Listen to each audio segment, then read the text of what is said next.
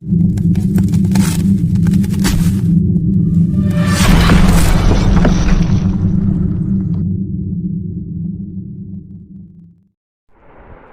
राम भाइयों, आपका फिर से स्वागत है GKC गुरु की क्लास में।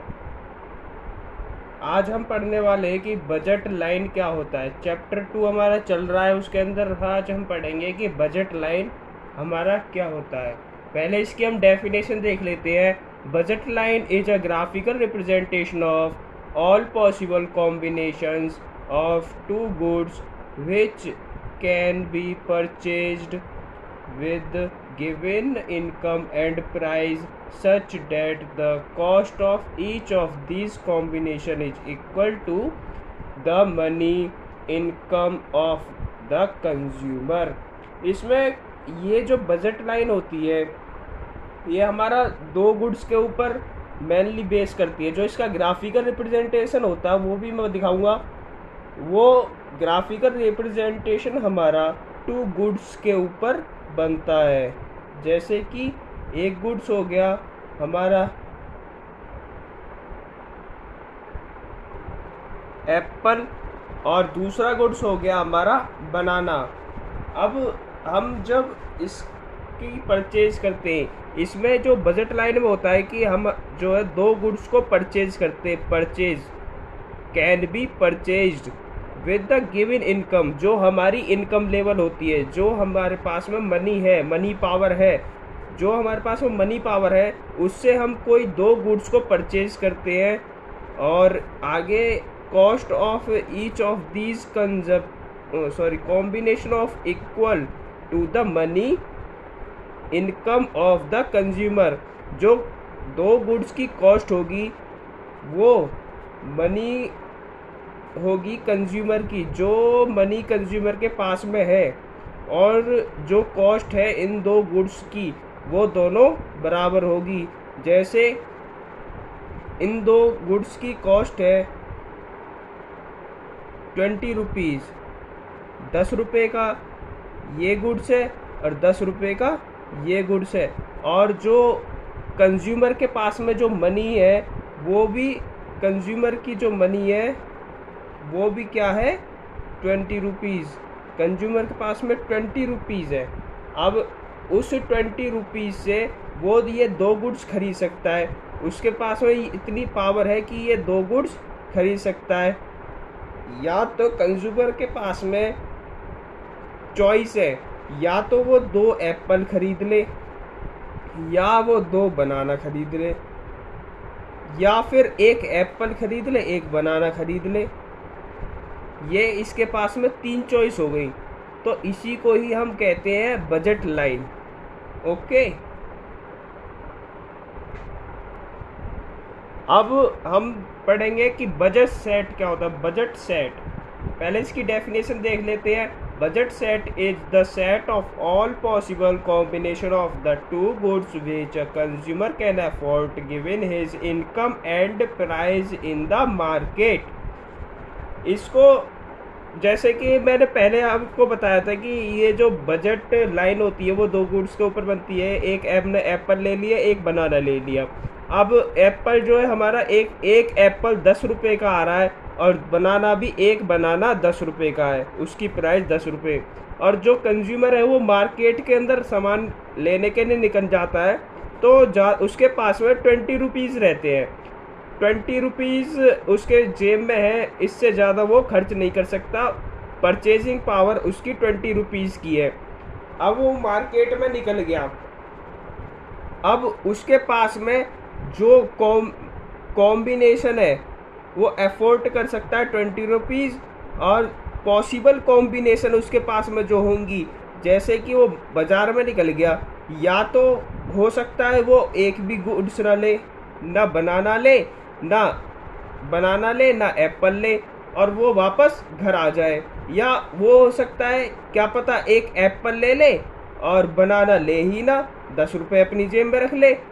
या उसके पास में एक पॉसिबल कॉम्बिनेशन हो सकता है कि एप्पल नहीं लेगा वो बनाना ले ले, क्या पता वो बनाना ले ले एप्पल नहीं लेगा। या हो सकता है कि वो एक एप्पल ले ले, एक बनाना ले ले, या हो सकता है कि वो 2 एप्पल ले ले, बनाना एक भी ना ले, और या हो सकता है कि वो एप्पल एक भी ना ले, 2 बनाना ले ले। ये सारी उसके पास में पॉसिबल कॉम्बिनेशन यूनिट हो गई, ये वो कर सकता है, उसके पास में पॉसिबल कॉम्बिनेशन यूनिट है। इसी चीज़ को हम कहते हैं बजट सेट। अब आपको आ गया होगा समझ में। अब हम देखते हैं कि इसका ग्राफिकल रिप्रेजेंटेशन कैसे होता है बजट लाइन का।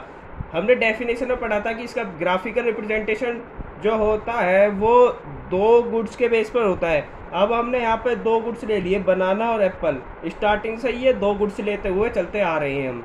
अब हमने एक साइड रख दिया, एक्स एक्सिस पे रख दिया है हमने बनाना, और वाई एक्सिस पे रख दिया, सॉरी एक्स एक्सिस पे रख दिया है एप्पल, और वाई एक्सिस पे रख दिया है बनाना। ओके, अब हम इसमें देखेंगे कि जब हम बनाना 10 परचेज कर रहे हैं, 10 यूनिट बनाना की परचेज कर रहे हैं। पहले ये बता देता हूँ कि बनाना की जो प्राइस है 2 रुपये, एक बनाना जो है 2 रुपये का है, और एक एप्पल जो है 4 रुपये का है ईच। ठीक है, अब हम देखते हैं कि जब हम बनाना परचेज कर रहे हैं 10 यूनिट ऑफ बनाना जे पे हमने 10 यूनिट बनाना की परचेज करी है, और एप्पल की परचेज करी है 0 यूनिट। ओके, तो हमारा जे में क्या केस हो रहा है, 10 यूनिट जो है हमें हमारे पास में जो कंज्यूमर है, कंज्यूमर के पास में कितने रुपए है, consumer have only 20 rupees.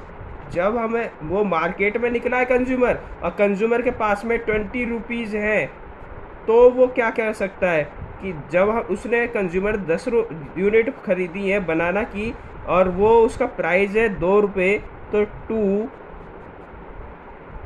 Plus 0 unit खरीदी है एप्पल की, तो 0 into 4 equals to 20। Okay, 2 into 10 20, और ये इसका होगा 0, तो 20 प्लस 0 इक्वल्स टू 20। ये उसके एफोर्डेबल में है, मतलब जितनी इनकम कंज्यूमर के पास में है और उतनी ही इनकम के उसने बनाना खरीद लिए। आई के केस में क्या हुआ है, उसने बनाना की यूनिट 8 खरीदी है, 8 यूनिट ऑफ बनाना, और प्लस एप्पल की 1 यूनिट खरीदी है, तो 1 इंटू 4 इक्वल्स टू 20, 2 8 जा 16 और 4 20। ये भी उसके एफोर्डेबल में प्राइस है, क्योंकि उसके पास में 20 रुपीज़ थे, उसने 20 रुपीज़ खर्च कर दिए। अब हमने एच वाले केस में 6 बनाना खरीदे हैं, और एच वाले केस में हमने 2 एप्पल खरीदे हैं, तो इसका भी सॉल्यूशन आएगा 20। जी वाले केस में हमने जो बनाना खरीदे हैं वो 4 खरीदे हैं, और एप्पल खरीदे हैं 3। 2 8 जा 16 और 3 3 9 12, तो सॉरी 2 4 जा 8 और 3 3 9 तो 12, तो 12 और 8 20। ओके, अब हमने एफ वाले केस में बनाना खरीदे हैं 2 यूनिट, तो 2 इंटू 2 उसकी कॉस्टिंग है 2, और प्लस, और एफ वाले केस में एप्पल खरीदे हैं 4, तो इंटू 4 कॉस्टिंग हो गई, तो 2 2 जा 4 और 4 4 जा 16, टोटल हो गए 20। ई वाले केस में हमने एप्पल खरीदे हैं बस, बनाना 0 यूनिट, और 2 रुपये उसकी प्राइस, प्लस 5 एप्पल खरीदे और उसकी प्राइस 4 रुपये यूनिट, तो इसका आ गया 2 4 5 जा 20, और इसका हो गया 0, तो 0 प्लस 20 इक्वल्स टू 20। अब ये जो केसेस बने हैं, ये जो लाइन बनी है इसकी बजट लाइन की, ये उसके एफोर्डेबल में जितनी प्राइस कंज्यूमर के पास में है वो उसने सारी की सारी खर्च कर दी है आप परचेज करने के ऊपर, सामान को परचेज करने के ऊपर।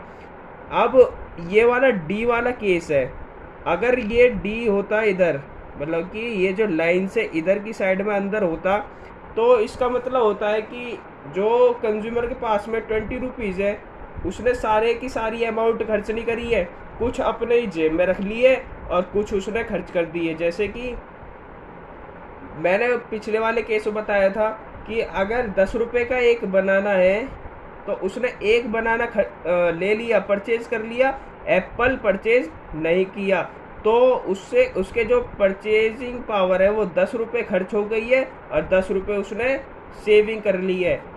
अगर ये ही इस लाइन से इधर की साइड में अगर कोई चीज़ आ जाती है, जैसे कि किसी गुड्स की प्राइस है, जैसे एप्पल है, सॉरी, किसी गुड्स की प्राइस ज़्यादा हो गई है, जैसे कि बनाना है, बनाना हमने ज़्यादा परचेज कर लिए, जैसे कि बनाना हमने परचेज कर लिए 20, तो 20 इंटू 2 हो जाते हैं 40, और हमारे पास में 20 रुपीज़ थे कंज्यूमर के पास में, वो मार्केट में निकला है 20 रुपीज़ को लेकर, लेकिन उस जो बनाना की कॉस्टिंग है वो हो गई 40 रुपये, तो वो उसको अफोर्ड नहीं कर सकता। ये इस ग्राफ के बाहर जा रहा है। इस पॉइंट को हम कहते हैं अनअटेनेबल कॉम्बिनेशन। ओके, आप इस ग्राफ को पूरी तरीके से समझ चुके होंगे। अब आगे की ओर बढ़ते हैं। अब आप इस बजट लाइन के ग्राफिकल रिप्रेजेंटेशन में आप देख रहे हैं कि ये जो ग्राफ है वो स्लोप हो रहा है, स्लोप है डाउनवर्ड। ओके, ये किस वजह से है? ये स्लोपिंग इस वजह से है क्योंकि हम जो है बनाना की जो यूनिट्स हैं वो सेक्रीफाइस कर रहे हैं और एप्पल्स की यूनिट गेनिंग कर रहे हैं, इसीलिए ये स्लोप हो रहा है। यही इसका रीज़न होता है कि हम एक गुड्स की जो विलिंग, जैसे एक गुड्स की सेक्रीफाइसिंग कर देते हैं और अदर गुड्स की गेनिंग कर देते हैं। इधर यहाँ पर भी इस केस में ये हो रहा है कि बनाना को हम सेक्रीफाइस मतलब कि कम परचेज कर रहे हैं और एप्पल को हम गेनिंग मतलब कि ज़्यादा परचेज कर रहे हैं। इसीलिए बजट लाइन का ग्राफ जो है हमेशा स्लोप की तरफ जाता है, स्लोप होता है। Okay, thanks for watching my this video. अगली वीडियो पाने के लिए बेल आइकन को ज़रूर दबाएं, सब्सक्राइब करें मेरे चैनल को, लाइक करें, शेयर करें। Bye bye.